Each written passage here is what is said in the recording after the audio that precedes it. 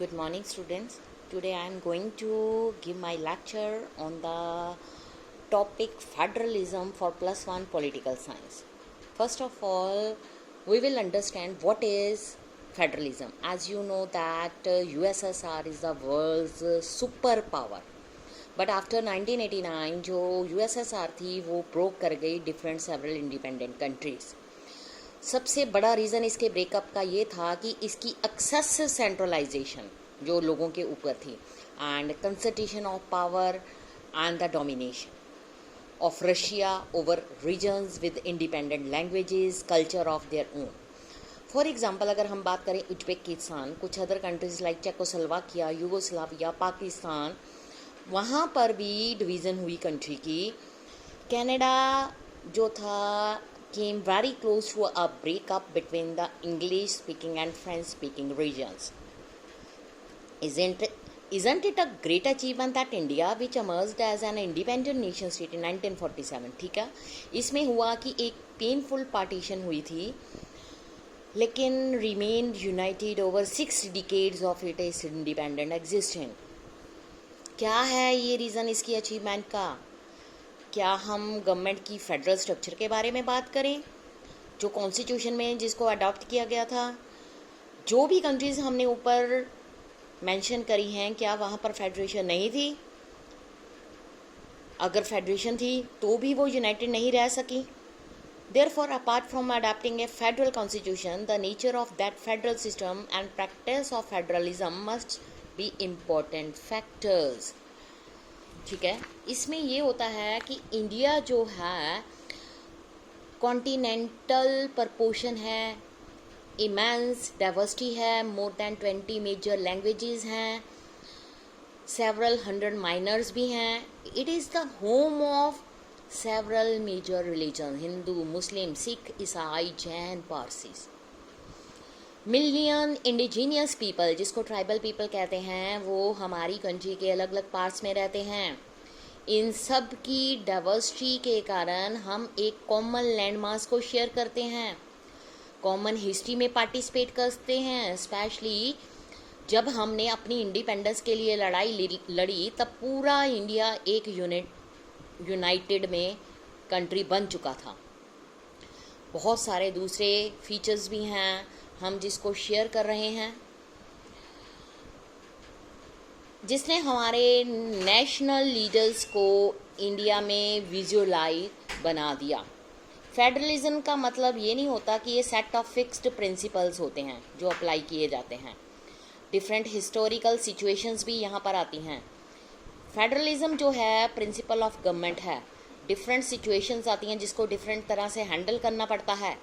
American federalism की बात करें तो फर्स्ट मेजर अटैम्प्ट था build a federal policy in different from German और Indian federalism, but there are also very few key ideas concept associated with federalism. Federalism जो है एक ऐसा मैकेनिज्म है जो 2 सेट्स ऑफ पॉलिटिक्स को एकोमोडेट करता है. वन जो रीजनल लेवल पर होता है, दूसरा नेशनल लेवल पर. जो गवर्नमेंट होती है ऑटोनोमस होती है अपने ओन स्फीयर में. In different federal country there is a system of citizenship. India में एक सिंगल सिटीजनशिप है. पीपल जिनकी 2 सेट्स ऑफ आइडेंटिटी हैं, उसमें है कि system of 2 sets of identity loyalty. They belong to the region as well as the nation.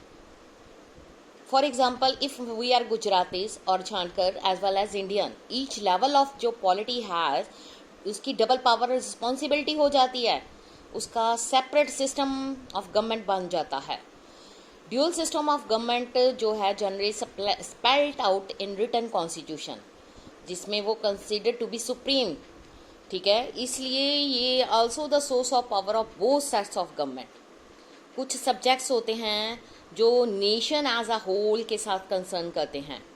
Defence, currency, responsibility of union, central government, regional local matters, responsibility of regional और state government. अगर centre और state के बीच में conflict शुरू हो जाते हैं तो एक इंडिपेंडेंट जुडिशरी को सेटल किया गया है जो इन डिस्प्यूट्स को सेटल करती है. जुडिशरी के पास पावर होती है कि इन सब जो डिस्प्यूट है उनको रिजॉल्व करे। उसके बाद जब सेंटर और स्टेट गवर्नमेंट में किसी तरह के भी कोई भी डिस्प्यूट अराइज होते हैं तो सबसे बड़ी मैटर हमारे पास आता है कि इनके बीच में डिवीज़न ऑफ पावर कैसे की जाए। रियल पॉलिटिक्स की अगर बात करते हैं, कल्चर, आइडियोलॉजी, हिस्ट्री, ये सब कुछ फेडरेशन की वर्किंग पर डिपेंड करते हैं। Culture of trust, cooperation, mutual respect, restraints, help, ये सब एक ऐसा वे कॉन्स्टिट्यूशन का बताते हैं जिसके अकॉर्डिंग सब गवर्नमेंट काम करती है। अगर एक सिंगल यूनिट, स्टेट और लिंग्विस्टिक ग्रुप जो होते हैं और ideology come to dominate the entire federation, ये एक डीप रिसेंटमेंट छोड़ जाती है पीपल और उसके जो यूनिट्स हैं, ठीक है। इस सिचुएशंस में demand for secession by the aggrieved units और could even result in civil war. Civil war क्या होता है बच्चे?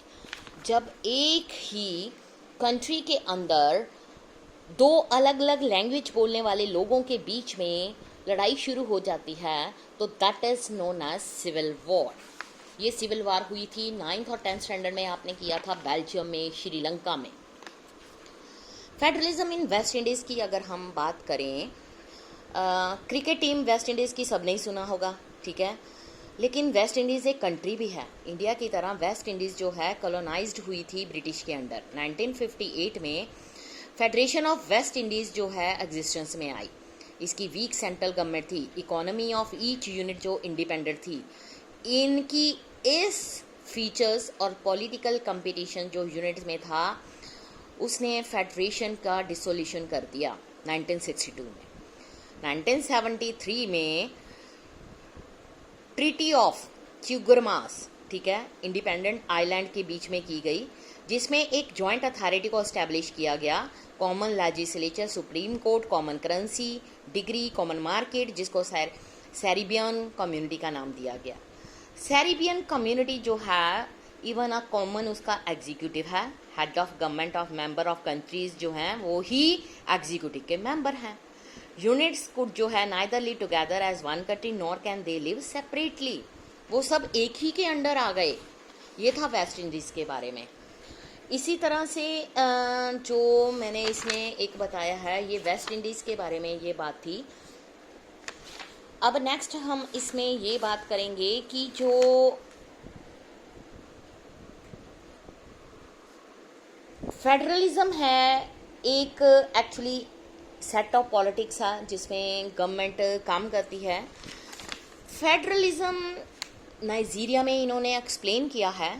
नाइजीरिया में क्या बताया गया है कि रीज़न वेरियस कम्युनिटी जो है do not trust each other. Even a federal arrangement जो है वो फेल हो गई कि यूनिटी को प्रोड्यूस कर सके। जो एग्जाम्पल है नाइजीरिया का वो इंस्ट्रक्टिव है। 1914 में नॉर्दर्न एंड सदर्न नाइजीरिया जो थे दो सेपरेट ब्रिटिश कॉलोनीज थे। इब्दान कॉन्स्टिट्यूशनल कॉन्फ्रेंस हुई 1950 में। नाइजीरियन लीडर्स ने डिसाइड किया कि वो अपना फेडरल कॉन्स्टिट्यूशन बनाएंगे। 3 मेजर इथनिक ग्रुप्स बन गए फेडरल कॉन्स्टिट्यूशंस के नाइजीरिया में, योरूबा, इबू, हौजा, फुलानी, ठीक है। इन सब को कंट्रोल किया गया वेस्ट ने, ईस्ट, नॉर्थ, ठीक है। इनके जो अटेम्प्ट थे उन्होंने इन्फ्लुएंस डालना शुरू कर दिया दूसरे रीजन में, जिसके कारण कन्फ्लिक्ट्स और फेयर अराइज होने शुरू हो गए।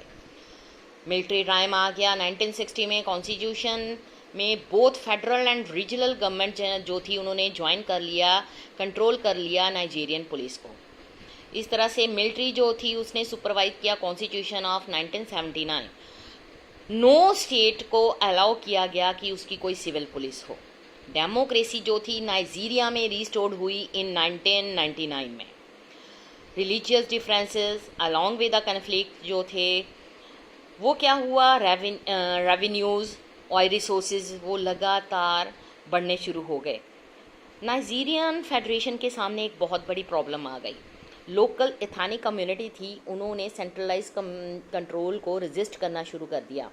उन्होंने ऑयल रिसोर्सेज के ऊपर कंट्रोल को भी रेजिस्ट किया। नाइजीरिया जो था वो एग्जाम्पल हो गया overlap of religious, ethnic, economic differences among the unit. Federalism का एक्चुअली मीनिंग ये होता है कि जहाँ पर 2 टायर गवर्नमेंट होती है।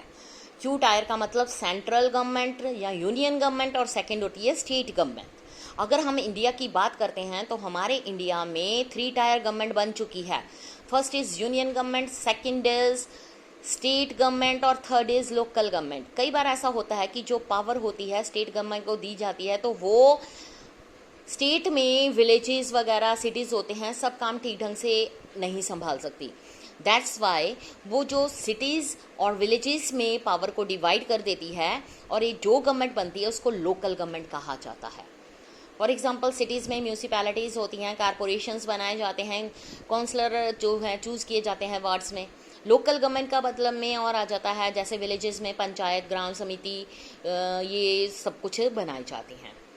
स्टूडेंट, ये था मैंने आपको फेडरेशन के बारे में समझाया। नेक्स्ट कल मैं कंटिन्यू करूँगी federalism in the Indian constitution. Thank you.